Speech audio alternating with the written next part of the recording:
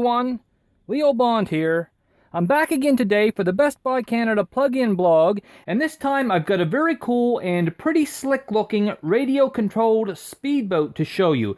It's called the Traxxas Blast, and it's a high-performance electric racing boat with a 24-inch V-shaped hull, so 2 full feet long, and this is actually my very first time testing an RC speedboat, so I was super excited to get a hold of the Blast. I knew it would be fast, fun, and easy to control, and it certainly did not let me down. So what I did is I ran the Blast in a few different locations, and we're going to take a look at the video of that, and I'll talk a little bit about how it performed. I'll go over most of its key features, we'll show lots of footage, and by the end of the video, hopefully you'll have a pretty good idea of whether or not the Traxxas Blast might be for you. But the very first thing that I want to say about this is that there are several precautions that you have to take when you're going to own or operate the Traxxas Blast.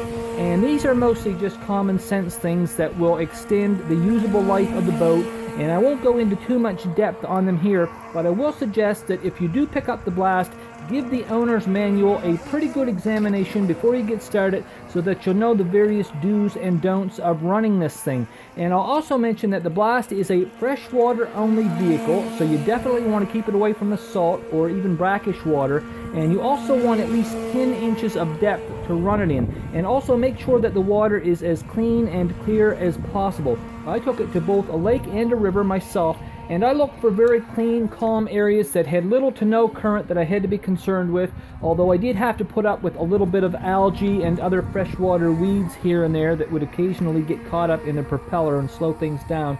But for the most part, it was pretty smooth sailing in every location that I took it. Now, it's also important to note that while the Blast has a number of waterproof components, like its receiver box and its high-torque servo, this boat is certainly not meant to be submerged or fully dunked in the water. It's not a submarine. You still want to keep those internal components as dry as possible, and if you're using a different type of battery from the one that comes included, just be careful about that as well. Some batteries are better suited to wet environments than others, and I was also reading in the owner's manual there that the Blast's Nautica electrical speed control is not compatible with LiPo batteries, so just be aware of those kinds of details as well.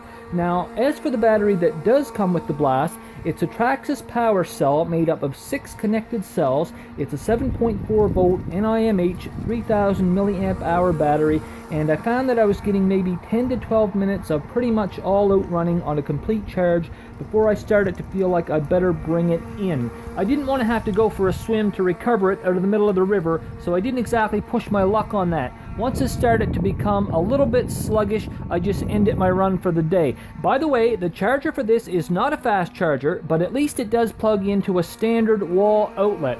So finally we don't have to deal with one of those awful car cigarette lighter chargers.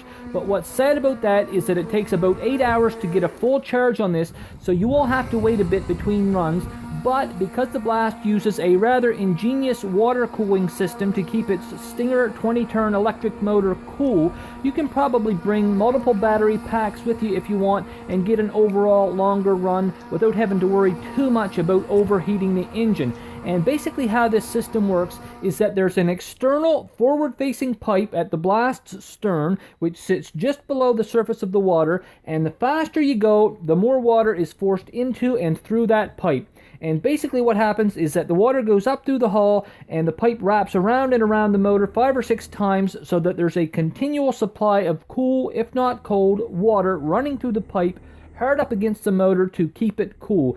And the water just exits from the side of the boat, so there's no end to the steady cycle of cooling that this system will provide as long as you're running the Blast, and I was really quite impressed with this very clever system. Now, as for the Blast's controller, it's your standard Traxxas TQ 2.4 GHz controller. Looks just like the ones used by Traxxas cars and trucks. It takes 4 AA batteries, and the throttle and steering all work the same way as with other Traxxas vehicles, with the one key difference being that there's no reverse on the Blast, although it does have a fully steerable outdrive or propeller system and there's a steering trim knob on the controller as well, so it's all very straightforward and easy to use.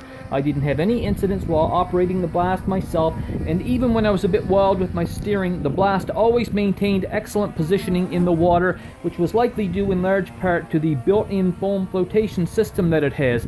And I also found that the transmitter had an excellent range, at least 200 to 300 feet, although I couldn't find exact specs on just how far away I could go with it, so I did try to keep within range of a couple hundred feet most of the time. Again, I didn't want to have to go for a swim if I lost my signal, but nothing like that happened at all, and honestly, I had a real blast, pardon the pun, running this thing, and I would definitely like to own one myself.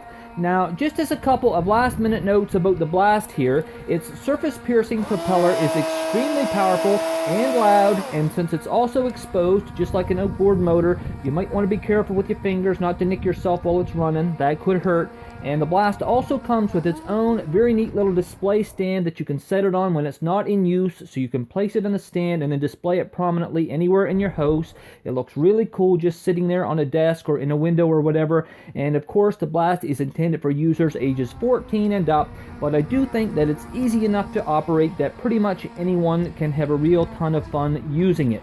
And I think that's where we'll leave off for now. I really liked the Traxxas Blast a whole lot. It's definitely one of the coolest radio-controlled vehicles that I've featured here on the channel. I was just dying to get my hands on one of these for the longest time, and I was so happy to hear that Best Buy had procured one for testing and that they were going to send it over to me. In fact, I was so excited about it that I had them send it to me on vacation, and I tested it about 5,000 kilometers from where I actually live now. That's how cool I thought this thing was. Anyway, if you enjoyed this video or found it useful, please give it a like or a share, and feel free to leave a comment or a question below if you have one. And if you're new to the channel, be sure to take a quick look at my video library to see if there's anything else here that might be of interest to you. I cover all kinds of toys and tech gadgets here, and there's always something cool and exciting on the way, so subscribe as well if you enjoy that sort of thing. For now, I'd like to thank you all for watching. I hope to see you back here again for the next video. Have an excellent day, and I'll see you soon.